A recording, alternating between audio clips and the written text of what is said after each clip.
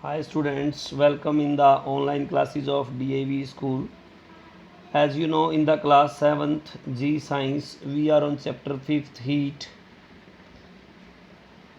In the previous chapter, in the previous lecture, we read about the convection.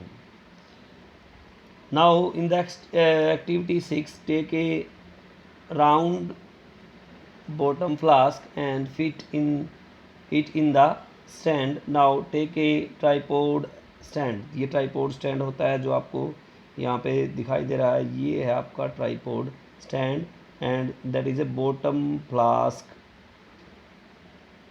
Round bottom flask. ये कांच की बनी होती है, इसकी बॉटम क्या है, राउंड होती है, इसमें भी ये लेंगे, ठीक है। Tripod stand with the wire gauge on the top of it, इसके ऊपर वायर गेज यानी कि एक तारों की छलनी टाइप का गेज होता है, वो ट्राईपोड स्टैंड पे रखेंगे। Keep the flask over the wire gauge kept on the top of the tripod stand. Half fill the flask with water and put some crystal of potassium permanganate into it. Flask के अंदर potassium permanganate से उसको पानी के अंदर पानी की आधी भर के पोटेशियम परमैंगनेट के क्रिस्टल उसमें डाल देंगे। Now put a burner below the tripod stand, burner इसके नीचे आग जलाएंगे बर्नर की हेल्प से। Light up and start heating the flask, flask को हीट करना हम शुरू कर देंगे। We will soon observe streaks of colour moves up, जो कलर है वो ऊपर की तरफ बढ़ना शुरू हो जाएगा। एंड देन कमिंग डाउन, तब क्या है, और साथ में क्या है, नीचे की तरफ भी आना शुरू हो जाएगा। This cycle movement of coloured streaks will continue for a while, ये जो कलर का घूमना है, मूवमेंट जो स्टार्ट हो गया है वो कुछ देर तक चलता रहेगा। Soon the whole water acquire colour, जब तक कि पूरे पानी में कलर फैल नहीं जाता। इट आल्सो हीटेड अप, ये क्या है, साथ में गर्म भी हो जाएगा, ठीक है। How we understand this cycle movement of the coloured stick in water, water के में इस साइकिल मूवमेंट को कलर्ड की कैसे किस तरह से हम समझेंगे। The water of the bottom of the flask gate heated up first, पहले आपको आप ये पता है कि जो बॉटम है वो हीट होगी। As a result it becomes lighter, तब क्या है, ये लाइटर हो जाएगा। As the water molecules are free to move, पानी के मोलिक्यूल जो हैं वो मूव करने के लिए फ्री हैं।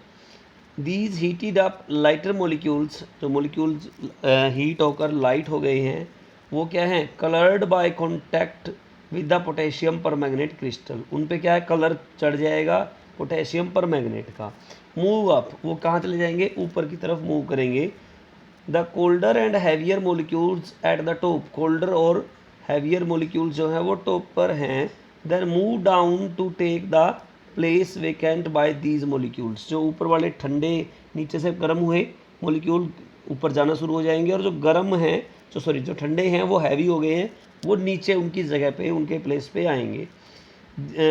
It is these movements that we see in form of the coloured sticks going up and down. अब इससे हम क्या देखेंगे कि कलर स्टिक्स जो हैं वो ऊपर और नीचे जाना शुरू हो रहे हैं। Because of these movements the whole water soon get heated up, इस मूवमेंट्स के कारण क्या है, पूरा का पूरा पानी जो है वो गर्म हो गया है। Liquids and gases too are thus seen to transfer heat through their volume by actual movement of their molecules. We call this method of heat transfer as convection, इस heat transfer को हम क्या बोलेंगे, convection के द्वारा heat transfer बोलेंगे। We often refer to these cycle movements, in cycle movements को molecules की in liquids and gases as convection currents, इनको आप क्या बोलोगे, convection currents। cycle movements जो हैं उनको आप क्या बोलेंगे, convection current। We make considerable use of the convection current in our daily life. The use of windows and ventilators in the room, use the chimneys in factories and radiators in cars are some common application that are based on the convection currents।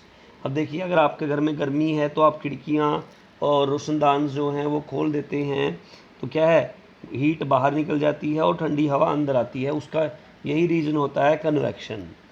Convection current also have the significant effect on weather and climate. Weather और climates पे भी इनका बड़ा effect है। When the air at the place get heated up, एक जगह पे अगर हवा गर्म हो जाती है, it expands and occupy more spaces, ये फैल जाती है और ज़्यादा स्पेस घेरती है। It therefore become lighter and moves up, और ये हल्की होकर ऊपर उठना भी शुरू हो जाती है।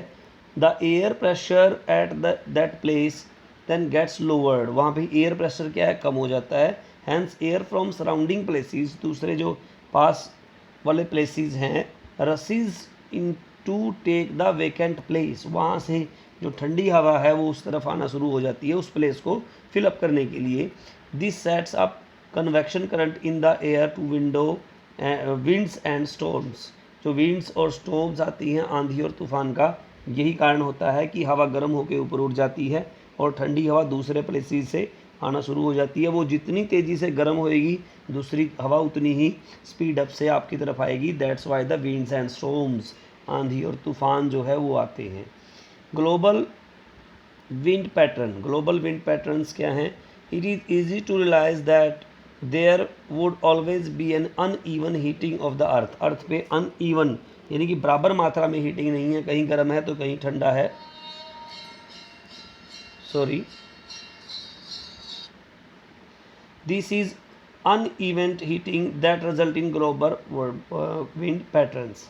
इस अनइवन हीटिंग के कारण ही सब जगह इस तरह के स्टॉर्म्स एंड विंड्स आती रहती हैं। ये पढ़ेंगे आप। The places near to the equator, equator के पास में जो प्लेसेस हैं receive maximum heat energy from the sun, वहाँ सन पे क्या है, ज़्यादा हीट होती है।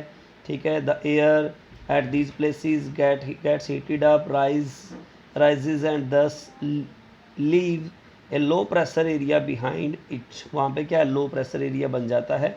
The cooler air mainly from the places between 0 to 30 degree, जो 0 से 30 डिग्री के प्लेसेस है वहाँ पर कूलर एयर है, ठंडी हवा है। And the equator then moves towards the equator, वो कहाँ, इक्वेटर की तरफ जाना शुरू हो जाती है। The greater the difference in the pressure the faster does the air move in these winds blow from north to south toward the equator. ये हवा जो है वो नॉर्थ टू साउथ, आप इसको नोट करेंगे कहाँ पर, नॉर्थ टू साउथ डायरेक्शन में जाती है इक्वेटर की ओर। At the pole the air is colder than that at the altitudes of say about 60 degrees. क्या है, इक्वेटर के प्लेसेस पे कहाँ पर, 60 डिग्री पे हवा जो है कोल्डर होती है। Hence the winds current here are set up from poles toward the warmer latitude, जो हवा है विंड्स करंट सेटअप हो जाते हैं पोल्स पे टूवर्ड द वार्मर लैटिट्यूड के अलावा। ठीक है। आगे आप थोड़ा सा रीड खुद भी कर सकते हैं। लैंड्स एंड ब्रिजेज हम कल डिस्कस करेंगे in the next lecture. Okay, यहाँ तक हम आज पढ़ेंगे और आपका होमवर्क जो है आपका यहाँ आज you have to frame 5 questions, five small questions in the today's topic. Okay, be at home, be safe. Thank you so